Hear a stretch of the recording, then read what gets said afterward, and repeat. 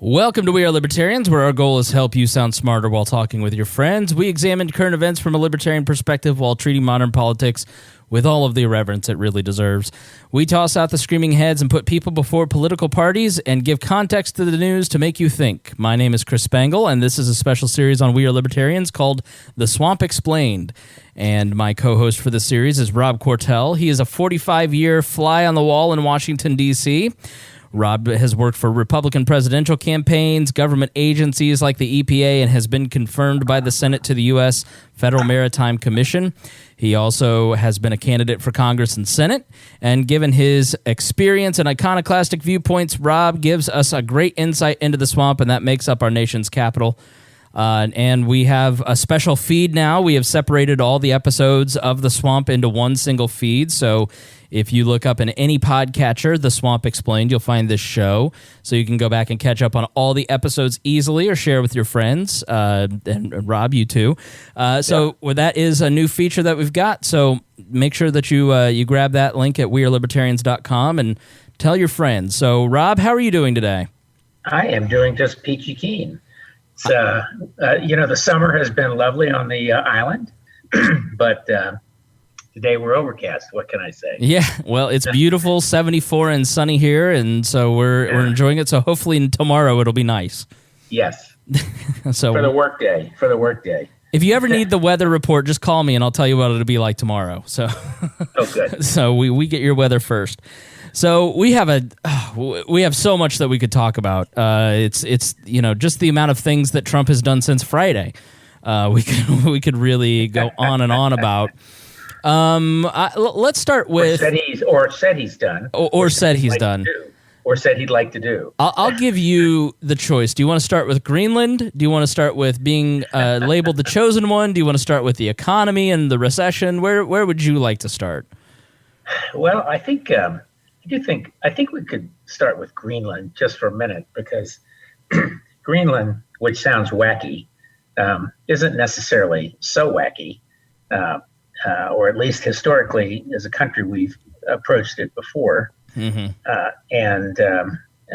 But I do think it's an interesting example, both of his not understanding how the diplomatic and international world works in politics, and the enthusiastic willingness of his critics to jump on everything he says, willy-nilly, and I'm not trying to defend him per se here, but I do think it's I think one of the things that we see with so many different issues is sort of the false outrage and the hand waving and the how as kids we used to circle our finger around our temple to indicate somebody was crazy.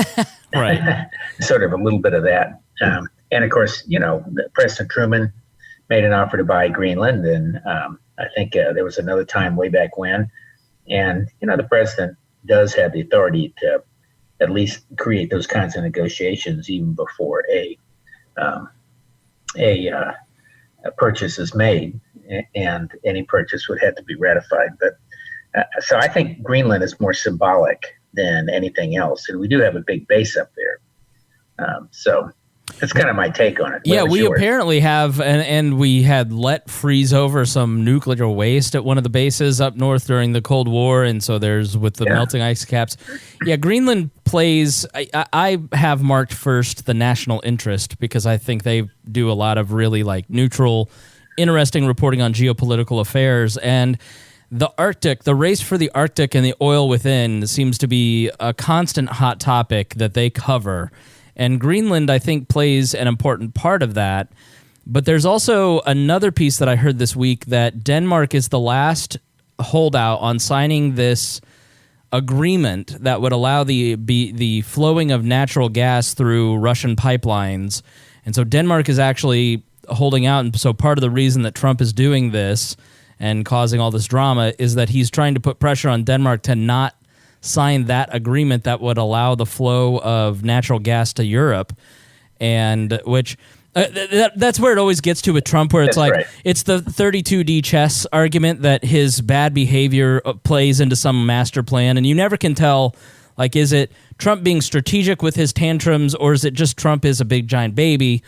You never know. And so, well, obviously, but you know what happened? I'm sure what happened is somebody talked in the White House in a briefing about the strategic value of Denmark and of Greenland, and here we have a base there, and then oh, by the way, and of course it hasn't exactly fostered a lot of happy talk out of Denmark either as a consequence. So if he's planning to use that to stop them from signing onto the pipeline, it's probably remarkably ineffective. I'd be just stunned if that was part of the logic. But I would not be surprised if it came up in the context of a discussion like that. Yeah, you've met presidents, you've worked for presidents, you understand probably how this works. And it seemed to me just what you said. Somebody around him mentioned this or mentioned this to him directly, and so he just kind of got other presidents, as far as I've read, just kind of get obsessed with like this one weird idea. Yeah. Like here in Indianapolis, the mayor gone by, Ballard, got obsessed with the idea of a cricket field here in Indianapolis. And everybody's like, this is crazy. Stop talking about this. They just sort of glom on. And that's what this felt like. It was just sort of this thing. And then he was like, well, I'll have fun with it. Well, and of course, I think there's no question it appealed to his instincts as a real estate developer. And he said so, in fact. So, but again, I think the value of that is more symbolic than it is whether it's real or not. It is this issue of how he feels and reacts emotionally to criticism and the steady drumbeat at each other of both sides. So it's one of my pro-Trump friends said, he never gets a break. They're always criticizing him. Well, I think that's more or less true. There's, of course, a lot to criticize, and he never lets up. So that's why he never gets a break. But I agree. And I think that's sort of the press at this point can't help themselves. They don't realize they're helping create the monster. Well, that's right. So, we've now dispatched Denmark and Greenland. Yes, and so we transition right into the chosen one, the king of the Jews. Yes, so I actually know Wayne Allen Root, and very few people know this. But when Wayne Allen Root ran for chair for the National Libertarian Committee, I think in 2010, I'm actually the person that wrote his strategic plan that was passed out. So I was going to be Wayne Allen Root's executive director should he win the chair's race. He came sort of close, and he had an important lesson on me in that you can't be a political pundit and a party official at the same time because it causes too much strife. And so Wayne's goal was always to get himself on Fox Business and Fox News and write books and write the conscience of a libertarian. And he was a very controversial figure in the Libertarian Party because he really, what it comes down to, he was a populist right person. I mean, Trump is exactly who Wayne Allen Root was always waiting for. I mean, it was the second he came out, I thought of Wayne Allen Root because I was like, oh, Wayne's going to love this guy. They're the same person. They have the same sort of attitude. And, Wayne is formerly Jewish and converted to Christianity.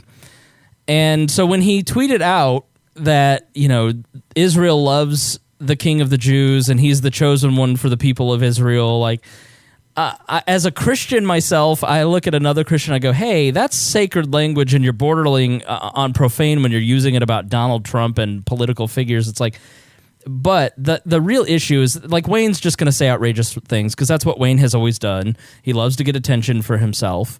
He is who he appears to be on TV.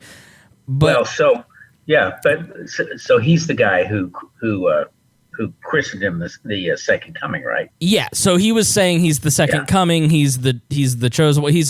He invoked the king of the Jews language. He wasn't saying he is that. He was saying people in Israel love this guy. I don't know what you're talking about. He is to these people. He's like this. He was using hyperbole as Wayne typically does, which Wayne does what he does, and he's a second, third tier pundit because of the way that he presents things. It's when the president picks up on that and tries to promote the idea and amplifies that idea and isn't I don't know about you, but if somebody called me the king of the Jews and the chosen one, I would immediately go, well, all right, you're a little out of bounds. I got invited to participate as a judge in a celebrity dance competition for some like local dance studio.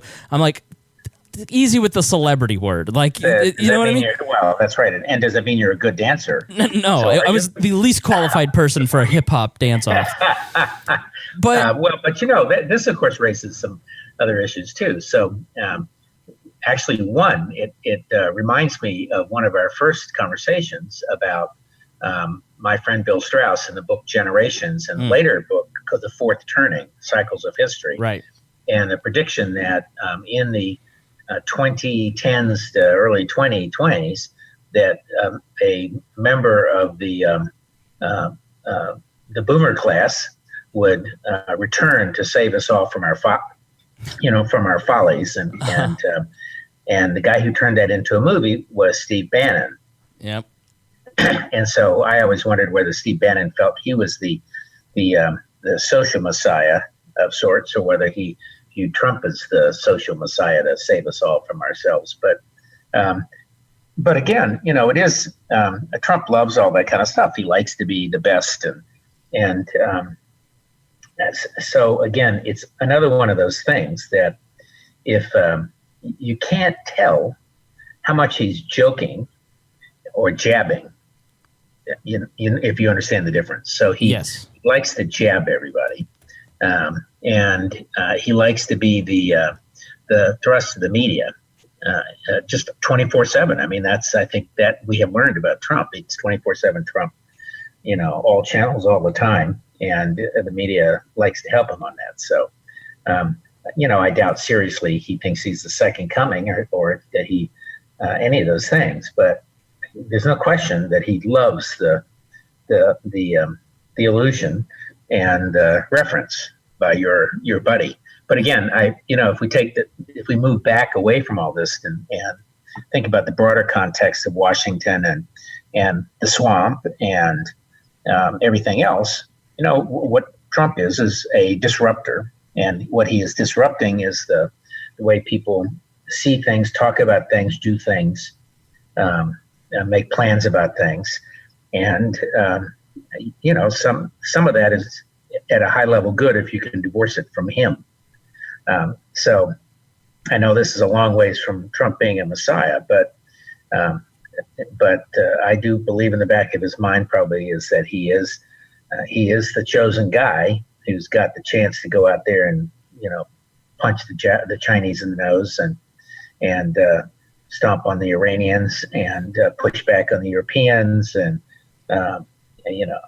cut a deal on Jerusalem and blah blah blah blah blah. So thematically, it does not surprise me in the least. Yeah. So make any sense? Yes. And so on the Messiah complex, because here's the thing with Trump, and this is part of the whole Trump movement that it's too clever by half. The I'm just kidding thing, the provocation thing, provocation for the sake of provocation to make the left cry.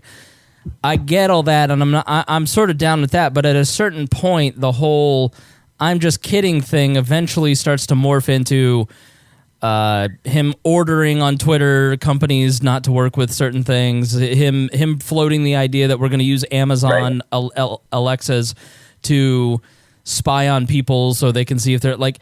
At a certain point, all of this starts to add up into past the I'm just kidding part to this guy really does have some tendencies that are very frightening. And no, this is not I don't believe Donald Trump is a fascist. I think he has those tendencies, but what is the long-term implications of the Trump movement and these impulses towards law and order, towards more fascistic ideas that blossom 20, 30, 50 years down the road in the American ecosystem? And I think that, to me, is the more dangerous part of Donald Trump than Donald Trump himself. Well, again, that raises the question of, is it him or is he the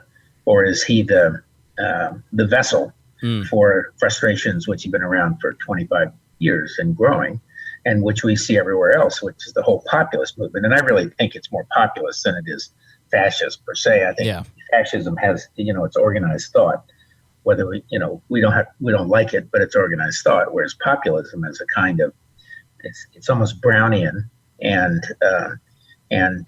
it feeds on itself until something happens to really let the air out of it. Right. And I don't think we've had that yet. And although Trump may well be what lets the air out of it if he is rejected in 2020. And at this stage, I continue to think that the Democrats are doing everything they can to lose. Yes. And I, it's a little funny segue from here, but watching Joe Walsh this morning on Stephanopoulos' show on TV, and announcing he's going to run for president against Trump. And of course, the language was the language that the left has primarily been using, and that the conservatives used during the campaign, but have since zipped their lips around, starting with unfit. And, Walsh himself has been a cause of a lot of the damage to the ecosystem, the political ecosystem, and civility and everything else that led to Trump. He's a guy who declared that Obama was a Muslim, and ad nauseum, that kind of statement. Although again today he basically rejected all that and apologized for it, and said that he felt that he was partly responsible for all that in his talk radio and everything else that he was doing. So, the other side of that is, I do think that if Walsh could gain some traction among some conservatives who consistently say that Trump is not a conservative, except that he himself is not a particularly savory character either. So Walsh I've followed on Twitter, and I find him his he caught my eye because A, I watched the talk radio world, and B, it was weird to see this guy who is a former flamethrower start going after Trump and not try to, like, if you're in talk radio, like, Donald Trump is talk radio. Like, Donald Trump says the things that I heard when I was sitting at a board in 2005 taking phone calls on immigration. Donald Trump was the caller. Like, he is the talk radio president. And it was interesting. And so I could see a situation where I don't know much about Joe Walsh, but let's say a mosh, so on the table in terms of right-leaning protest votes, Justin Amash continues to flirt with the idea of running as a Libertarian Party presidential candidate. Lincoln Chafee floated this week, that the former senator from Rhode Island. He floated the idea of running as a Libertarian, which I'm not. No thanks. And then Mark Sanford has been flirting with the idea of running as a Republican or a Libertarian Party candidate for months. That's been behind the scenes. The former. And so you've got somebody in Sanford who, again, kind of fits within that Walsh framework of formerly part of the problem, now has seen the light. I know that Mr. Rogers himself, John Kasich, as you mentioned before we went on, is thinking of running too. Like, do you think that there is any kind of path, based on your historical knowledge and just being around, do you think there's any path for any of these guys to really make any kind of dent in the race for Trump? Well, I do actually. I do. If you think back to Lyndon Johnson and when he ran in the spring of fall of 67, I guess, and into 68, and Gene McCarthy challenged him, and McCarthy was pretty much out of the mainstream then of the Democratic Party, but I think he sufficiently weakened Johnson, and then Bobby Kennedy came along, and Bobby Kennedy won a couple primaries. California then was assassinated, but all of that really hammered Johnson, who withdrew from the race. And I remember watching that as a 17 or 18-year-old when he did it, and it was a shock. Of course, I wasn't as knowledgeable about the political process then as I am today, 50 years later. But I do. I think that I don't think Walsh could beat him, and I think if Walsh beat him, he could win. I don't think he could win, and he himself said that. Really, he said that if he could just make it so that he weakened Trump enough that he lost, and Scarborough really pressed him today. Well, what if it was Elizabeth Warren or somebody else, not Scarborough, Stephanopoulos, that if it was Elizabeth Warren on the other side, would you want him to lose to Elizabeth Warren? And he really didn't address it directly, but he was essentially saying, I want him to lose. So did he say why? What a way to end your career in your own movement. Because he's unfit and immoral, and the whole litany of language that he used in the past about other people, and which he's now rejecting. But I do think that he could conceivably, if he got any traction at all, and I'm not saying I'm predicting that he will, but if he got any traction at all, that could provide an opening for someone who's a more serious mainstream Republican like a Kasich. I don't think Bill Weld has a snowball's chance in hell. No. I don't think any of the others do too, but I do think Kasich could be a rallying cry, and as could Romney.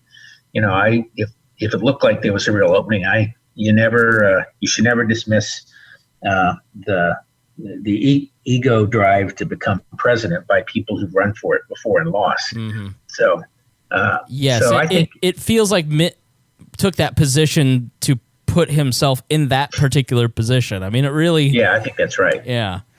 Well, I think he just likes public service too, but I don't want to diminish the call for public service. But the other aspect of that is that I do think that the big tactical question is, will I guess it's his niece, right, who is the chairman of the Republican National Committee. Oh, yeah. What would she do if there was a real candidate who was somewhere out there hammering away for Trump and demanding to be in debates? Mm. And that would be very interesting, because I think at this stage, people would no longer be afraid of Trump. They have nothing to lose. So that could be pretty interesting. I sort of feel like the voting population doesn't want challengers to a sitting president. Like, they don't like that. But, the approval ratings for Trump is 80-90% in the Republican Party.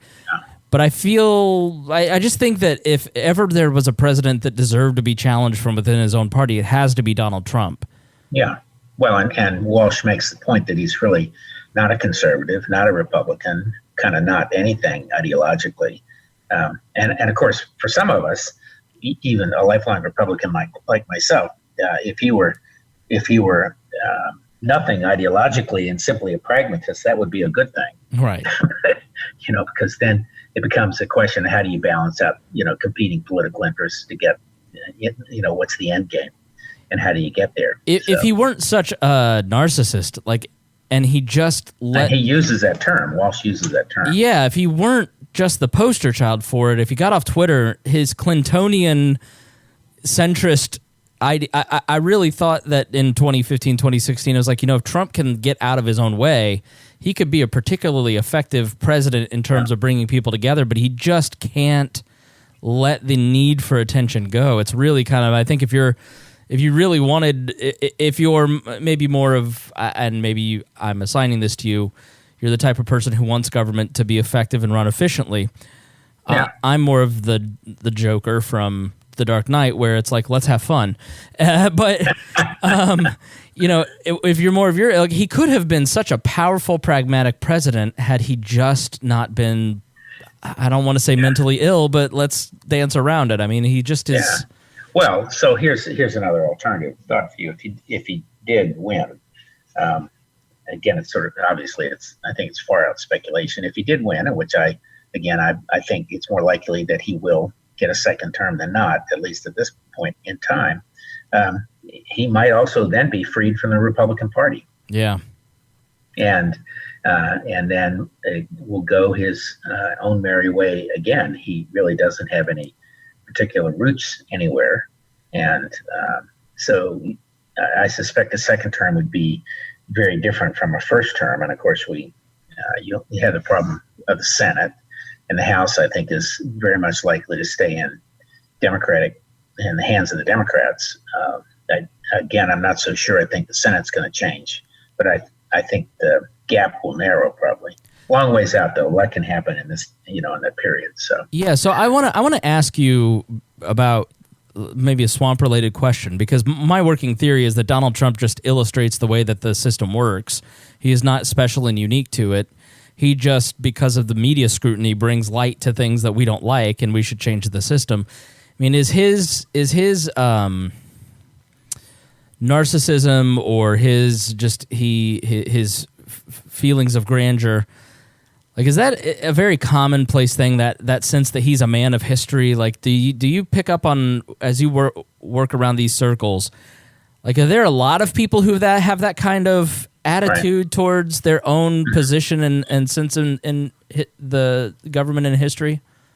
So over, and I don't always have direct experience, but over the last 50 years, as an adult in Washington, I think the main lesson over time is that most people, when they take on a national office and responsibility, kind of grow up to it. They step up to it, and they don't always succeed, and they're not always capable. But I do think most people, whether they're a cabinet secretary or or a federal maritime commissioner or anything else, you sort of, or a president, you realize you're in a public position, and you have some obligations there, which, yes, they fall into the bounds of what you'd call normalcy somewhere. Maybe that's the swamp. But then there's some who don't. There are others who think of it as a party or a place to make money or things like that. And I certainly have known several people who were convicted of really what was petty corruption. I knew a guy who was head of the St. Lawrence Seaway, who essentially went to jail for padding his expense reports in the realm of under $1,000. There was a congressman, later governor of Connecticut, Rowland, who went to jail for accepting really very modest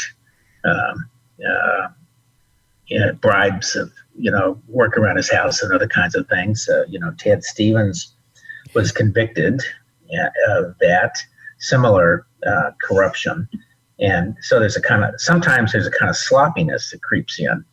And sometimes Jack Abramoff and Tom DeLay. Yeah, Abramoff and those guys. Yeah. And although I think in his case it was probably didn't creep in, I think it was there. It was a feature, not a bug. Yeah, a feature. Yes, right. So, and I know that when I was commissioner, I gave so many speeches, and I had a budget. Every public official typically has a travel budget that they can use for, that's sort of non-obligated, meaning in a way that they can use it for things that are part of the official duties, but which are not necessarily planned in advance.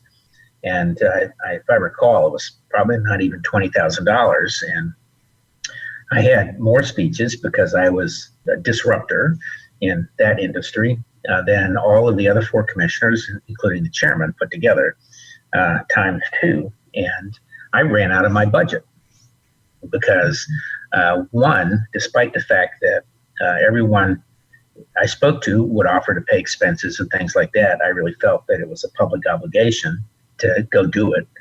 And two, when I ran out of money, I basically paid for these trips out of my own pocket, and another $10,000 or $15,000 each year I was there. And I also, number three, knew, as many people know, that the people who opposed what I was talking about were just lying there in wait for me to make a mistake. And that happens all the time. There's always somebody lying in wait for you to make a mistake. And it frankly doesn't matter whether it's public office or whether you're building a bridge somewhere, or there's someone on the other side who's learned to manage the media and other institutions of government to go after you and try to stop what you're doing. So, and then later, for example, when I was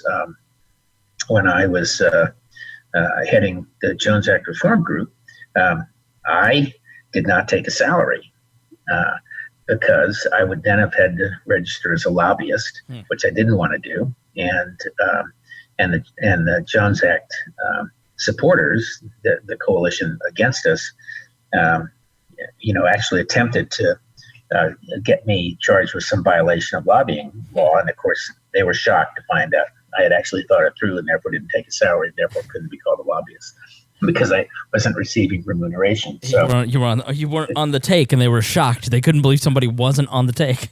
Right, that's right. So, and how that gets back to your question,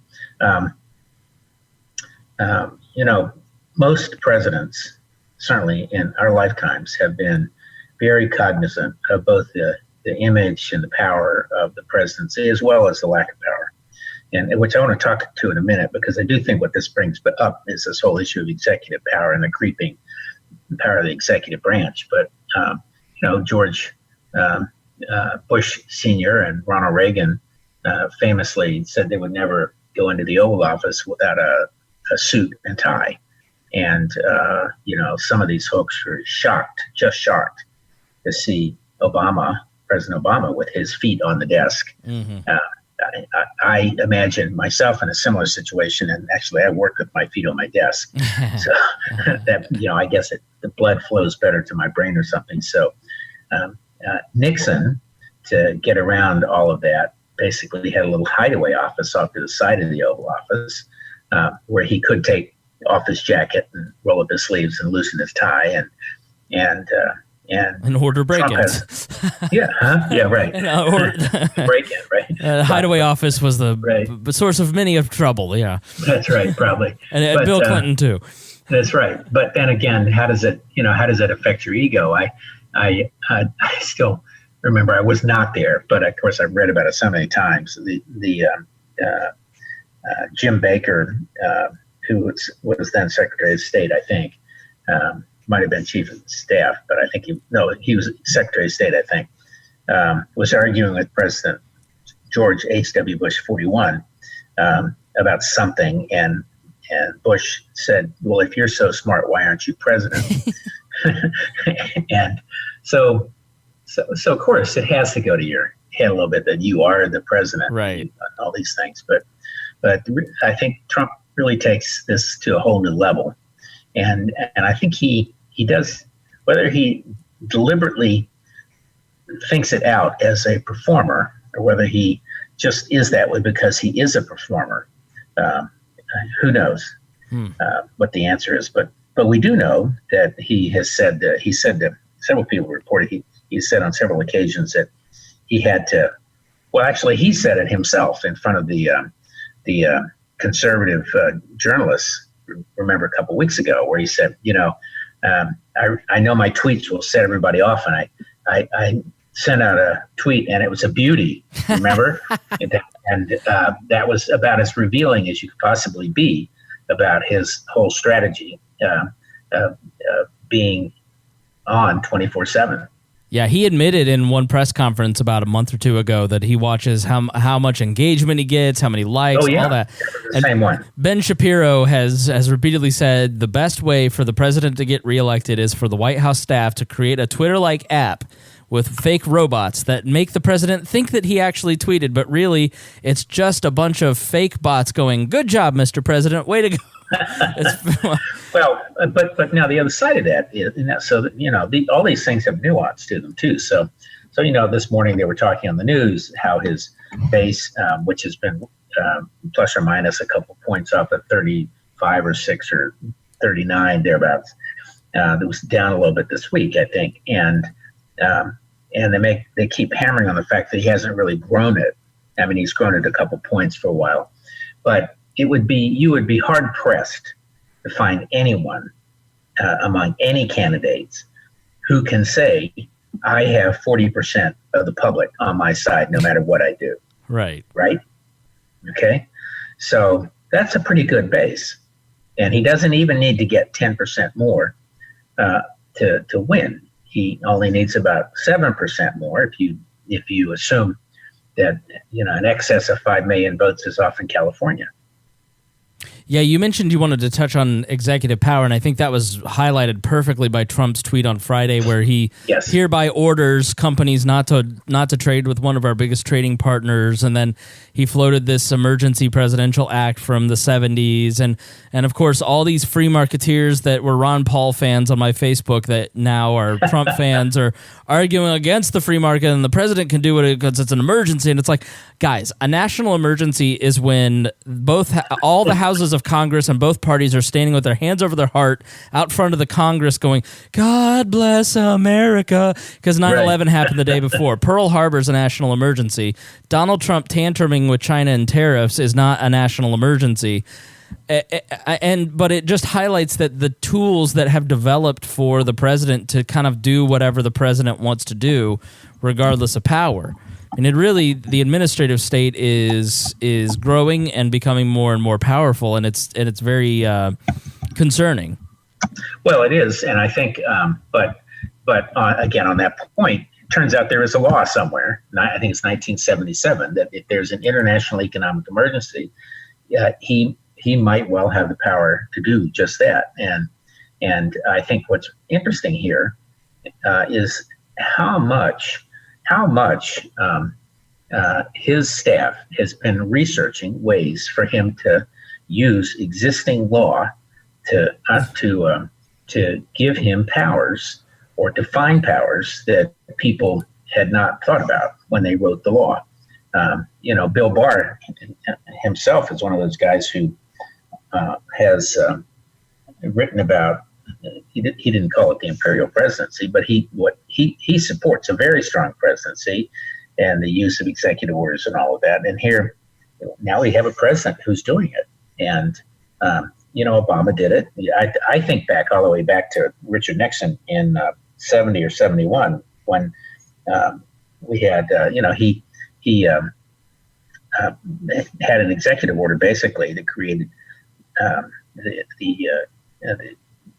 the Economic Council, and that's not the name of it, but that and cost controls and everything else. He'd spent years and years, including right up to the 1970s, saying he opposed price controls, and then bam, inflation tipped just over 6%, and unemployment was just under 6%, and that combination was enough to set in a kind of panic, and he did what he did, which was impose 90-day price controls with a sign, wave of the wand and a sign of the pen. For us now, of course, I understand what price controls are, but for those less seasoned listeners, those younger who may not understand what a price control is, can you kind of give us some background on that, please?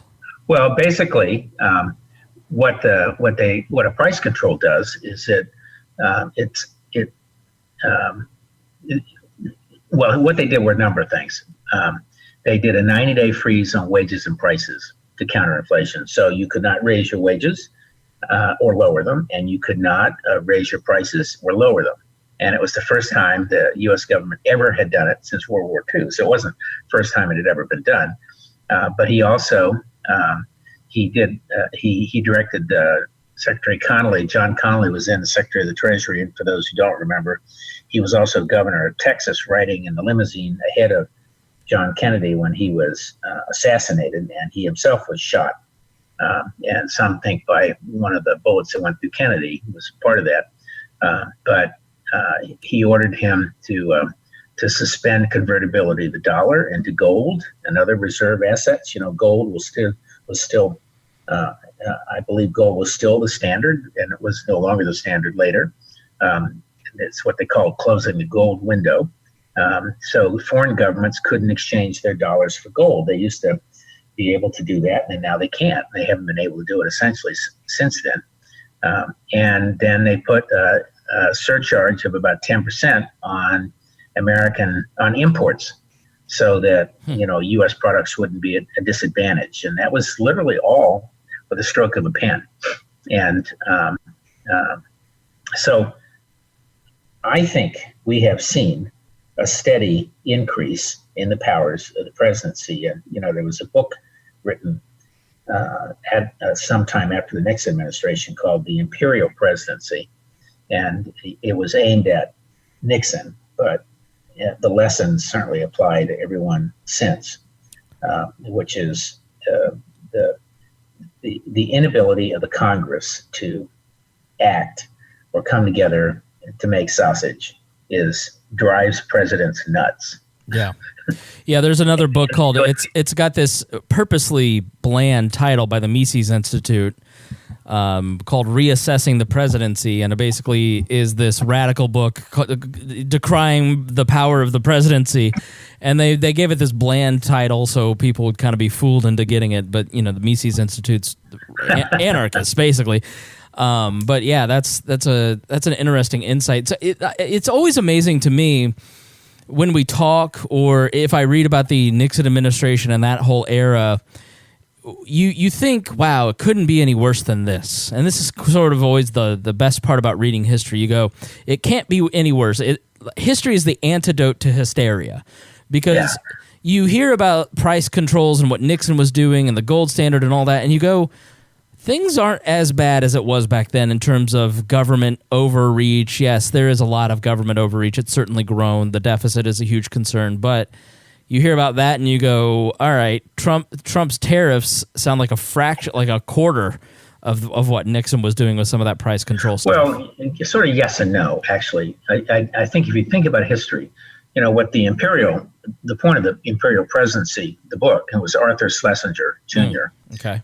He had two concerns: that the presidency was becoming uncontrollable and that it exceeded its constitutional limits. And those are things about which you and every libertarian and every conservative, all of us, should be concerned about. And it was based on his observations, up through the 1930s. And think about George Washington had one secretary, right, basically, and then a handful of cabinet departments. But up until the 30s, the president had very few staff. Most of them were in the Capitol building. The president had his own office, which was then called the President's Room. And now they may use it for ceremonial, but in the last 2 centuries, they were really just there with a small staff. So then you have the Great Depression and you have World War II. And of course, that changed everything in terms of the president's need for analysis and staff to carry out things and come up with new ideas and blah, blah, blah. Today, of course, it's huge. The president's got a very large executive staff, some in the West Wing, which was added by Teddy Roosevelt in order to expand his staff. And, at the turn of the previous century and the century before, 1900s. And then and the Eisenhower Executive Office Building, which is the old executive office building next door, and the new one across the street, the OEOB and NEOB.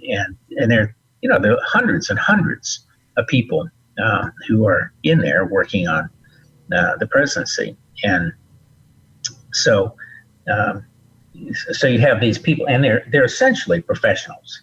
This could be what you might call the swamp. I mean, they're people who work on the president's budget. The president didn't used to do the budget. The Congress was supposed to send him the budget for him to spend.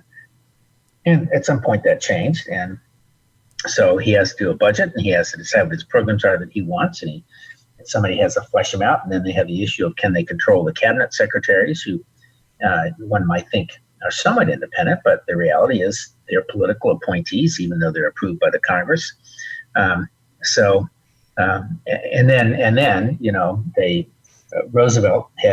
Franklin Roosevelt had what they called the kitchen cabinet with his buddies that played poker and all that. And Truman had a similar kitchen cabinet of business guys and cabinet friends and others who were not. And that, under Reagan and Nixon, that was sort of referred to as a court. So right. I would argue that Trump has taken it to the far extreme, which is he really has courtiers in the classic sense of people whose job it is to say yes. Yeah. So they're courting him, all the time. And there are a few standouts who obviously try to think about the public at large. Yeah, Stephen Miller doesn't strike me as Edwin Stanton. I mean, no. Miller is. I don't know him, and he just seems like a thoroughly dislikable individual. Right. It's Well, let's talk before we run out of time. Kind of our final thing that we wanted to talk about, which is a looming recession. A lot of economists are saying the June of 2020 next year. I just did an episode of the Chris Spangle Show. If you go listen to that podcast, you can hear what may be happening there. But when you talk about the swamp and you talk about power in D.C., I mean, it doesn't get any more swampy than the Federal Reserve and Jerome Powell. And man, Trump has been beating up on him a lot, saying, and a lot of people saying, "Hey, quit talking us into a recession." I mean, what's your take on some of that? Well, I think this is very sort of a fraught moment. I think there's a danger in looking back to history for guidance too, which is that, particularly in economics, and we talk about economic cycles as if they are immutable, but in fact, there are lots of different kinds of cycles.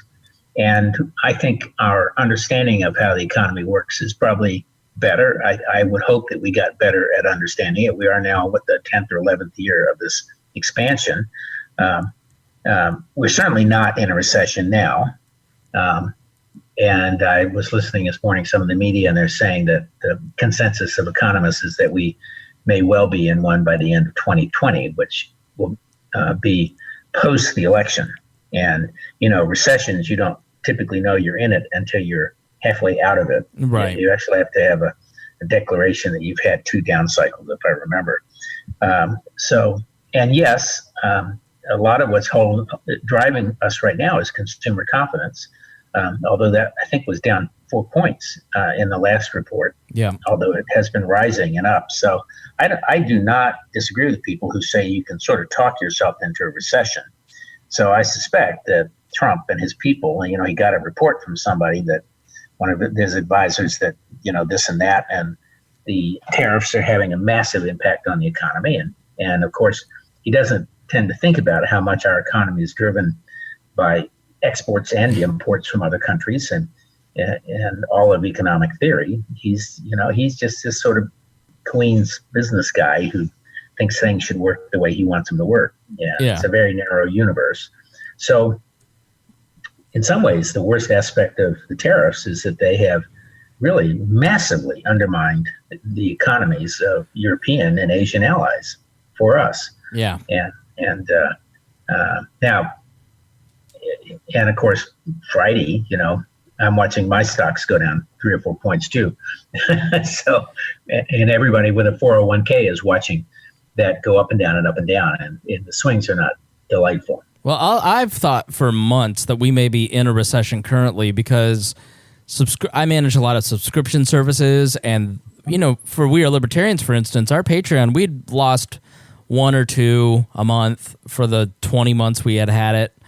And then earlier this year, we lost like 30 in 3 months. I mean, and then people who are just kind of like on fringy cash businesses or services, everybody was telling me all through this year, hey, business is down. And then we just had the state fair, and you walk around the expo hall, which is where all like kind of the vendors are, and you ask them like, how are you doing this year? They said attendance, it seems to be way down. There's a lot less people here. Nobody's buying anything. Well, of course, who makes up the bulk of the buying power at the state farm? It's farmers in a state that's 80% agrarian, agriculture. There's the state fair brought less people could go, farmers spent less money at vendors and concessions. So I think it's those little telltale signs that you can kind of sometimes see, and you go, that's anecdotal. But those are sectoral. Right. Meaning, yeah, you're exactly right that farmers have been hit probably the worst. Yeah. There is a kind of shrug out of many farmers, though, which is, we always take the brunt of it. This is going to be good for everybody else when it's all over, kind of blah, blah, blah. Mm-hmm. And I get that attitude. But, the reality is, even if you feel that way, you may not be able to afford to drive to the state fair or think it's going to be worth your time to do it. Right. So I think some of what you're seeing, Chris, is because of where you live. I cannot say I see any slowdown whatsoever here in the middle Atlantic states. And I see new businesses. I see restaurants competing vigorously for each other's business. Although one of the major restaurateurs locally said to me recently that last year restaurant business was down 8% among all restaurants, and he felt that was because there was so much new competition. So, so it was supply was outrunning demand. And where I'm currently living, there's a dozen interesting restaurants, four or five really good ones, and then there's 3 new buildings going up, and they all have restaurants in them. Right. So I don't think the signs are there. I think that's probably why Powell is so reluctant. Powell is a good. It turns out that he was involved with a charter school that which my wife is now chairman in the district, and he is a very well thought of guy, and he of course is the candidate establishment if you can't have Janet Yellen or Ben Bernanke or one of these guys. And honestly, for the Fed, you want somebody who is conservative about the levers of government, because the Fed can kind of make you or break you. And we all know that what he's thinking about, and maybe someone will say, well, this is a swamp working against Trump. What he's thinking about is if there is a recession, and for which there's some likelihood in the near future, 1 or 2 or 3 or 4 years, you can't keep growing on an expansion. What levers will he have if it happens? Right. And really the only lever they have is interest rates. And, they only have a point or two to play with right now in case something happens. And as he says, the trade part of the equation is something he can't do anything about. He cannot ameliorate the impact of it all by himself. Now, there's a lot of talk. There was an interesting article I saw, by the way, on I think 2 days ago about, I can't remember the author, but maybe I'll send it to you and put it on the website. But he was saying the Chinese win either way. If they could just simply wait Trump out and take all the pain, and they're sort of used to it. Right. And in which case, it's just going to get worse and worse. We might trigger a recession, and then he won't be reelected, and they can say to everyone else, well, we knocked off an American president. Yeah. Or alternatively, he can grant them some concessions because the pain is a little too much here, and he would probably argue people are too weak, they should trust him, without not a lot of good cause to do that. And make a deal that's not particularly good for us or anything else. And then the Chinese can again say, well, you see, we beat an American president, so the rest of you in Europe and Asia and everywhere else need to listen to us in either case. So the author was arguing that Trump has now gotten us into a situation in which there is no win-win for us in either way. But to counter that, I mean, Trump has kind of, I think for me, in a lot of ways, exposed the Chinese for who they are. Because I always just kind of took for granted that, they're liberalizing, Nixon opened China, and now they're becoming more democratic. And then, Xi becomes basically emperor, and they start cracking down. And then you look at what's, amassing troops on the Hong Kong border and the social credit system, and 2 million political prisoners locked up in the last few years, churches being raised. Like you start you start to put this all together, and you go, Trump may be correct about China, and they do rip us off in a lot of ways. I don't agree with his policy, but I do think that I think the American political system took for granted that China was a partner instead of a foe, and I think he has sort of recentered the idea of, which is just the truth, is that the Chinese are not to be trusted. They don't have our best interest out. They're not. We do need them for trade and for manufacturing, but at the same time, they're not looking out for our best interests. They're not. They're not the British. And Xi is exactly the opposite of Trump, which is that he is calculating, farsighted, tactical and strategic both. He understands where he wants to go, and he's doing everything that he wants to get done. And everything you said is correct, Chris. And I have experienced the theft of my intellectual property over there, and they are absolutely repressive. You have to admit that American companies and European companies with their technology have helped him become so. a lot of the facial recognition and the electronic technologies being used to create the national social credit score that they're using to determine whether you get to go to school or have children or, get to go to lunch or get a political position or any of that. American companies are the root of that. And of course, I worry about how soon will American government try to apply that here. And facial recognition is a great tool for the police, but it's also one that can be wildly misused. Gene typing is another one. License plate databases, all of these things proceed willy-nilly. And I don't think we as a country have developed a new set of rules ourselves to deal with that. And a lot of these things that start on the over there in Russia or China or whatever are really the leading edge of what's going to happen or has already happened here in Western society. Just think about, we've talked about before, England, where you can be on camera 175 or 80 times a day. Yeah. Is that a good thing? I don't think so. Do the police think it's a good thing? Absolutely. They love it. Can we now start predicting? We're talking about, can we predict when somebody's going to shoot somebody?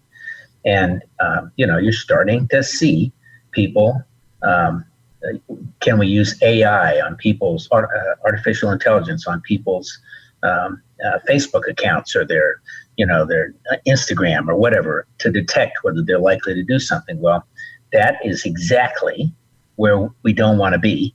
And, to remind yourself of what that's like, just take a look again at the Tom Cruise movie of 20 years ago. I can't remember that name either, but Minority Report. Minority Report. Yes, that is the future, and we do not stop long enough ever to ask ourselves, is that the future we would like to have? And I hate to say, but I think the millennials and zennials and a little bit of your generation. I think you're older than a millennial, right? I am at the very beginning of it. I'm a couple years in. Yeah, you're at but you're at the leading edge. Mm-hmm. And I think there's less knowledge about the history of all of these things than one would like, and about the right to be independent and have privacy. Yeah, privacy. Just privacy, like the idea that privacy's gone. Right, it's another whole thing, right? Right, it's a digital panopticon. I mean, look up panopticon if you're not familiar with the idea. It literally drove people mad in, I believe, England or Pennsylvania. But the reality is that when the supposedly small government Republican president is comfortable floating the idea of using your Apple Watch or Android phone or Alexa device to listen in on whether or not you should be allowed to have a gun or not, and using that as a database, and I had a couple friends kind of privately message me and go, "Hey, I don't want to get attacked on your Facebook. Like, what's the problem? This seems like this could help stop a lot of domestic issues, like a lot of mass shootings, because they're using it under the pretense of stopping mass shootings." Well, but I do. Yes, it is a pretense, and right. I think. Yes, I think, and the notion that this is all about mental illness has been shown to be absolutely not true. The FBI did a study of mass shooters, and I think less than 15 or 20% of all of them could be considered to be mental illness. Obviously, there are issues when people do what they do there, but everything you do about mental illness, none of that, very little of that will have any impact on any of this. And now, what could have an impact? There are serious things you could do. You could restrict the size of gun magazines, and you could categorize automatic weapons in the same category as bazookas and other things, which are already forbidden to the public. But I don't want to go down that path particularly here. But the notion that we want to be listened to all the time and some artificial intelligence deciding if we're going to shoot somebody is pretty. Yeah. Have you ever had a fight with your wife? Yeah.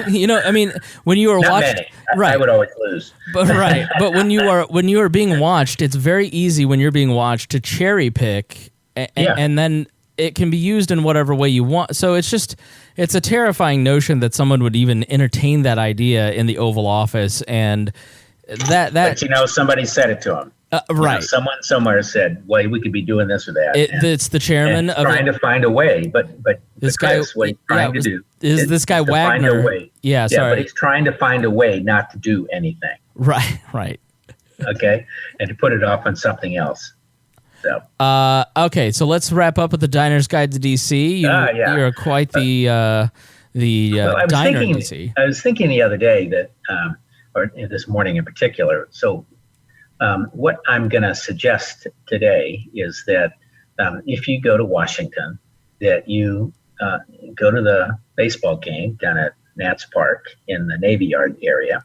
It's I am living there. I think I've mentioned several of the restaurants before, but it is an incredibly cool place these days. There are events outside. It's well designed. There's a lot of energy, and there are tons of restaurants that are good. They're ranging from several on the waterfront. Anna at the District Winery, which is an interesting story about a guy making wine who started in New York City. To Osteria Marini, which reopened after a fire, which is really very high-end Italian, to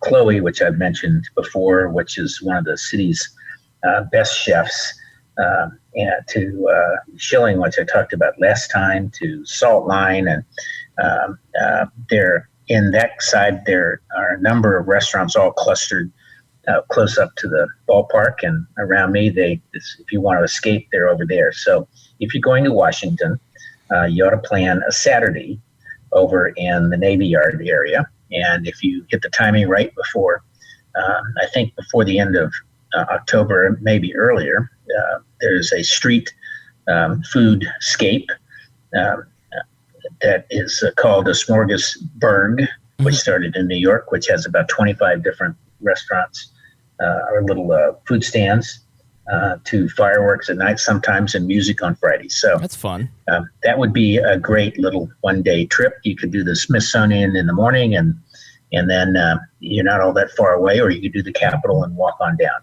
Cool. Very good. Well, it was great talking to you. We're closer in episodes than we've been ever before. So yes, we're working on it. We literally were like trying to arrange our schedules, and he's like, "How about this day?" I'm like, "Nope." "How about this day?" "Nope." So we always try to get together every couple weeks. So we'll start planning a week ahead, and then I suspect there's going to be a lot more to talk about as we move along here. Oh, for sure. This is going to be one spectacular presidential cycle. So I can't wait to hear more from you. Describe it as spectacular. Maybe as a spectacle. Yes. All right, Rob, thank you so much for joining us here on the program. Totally, Chris. Have a good one.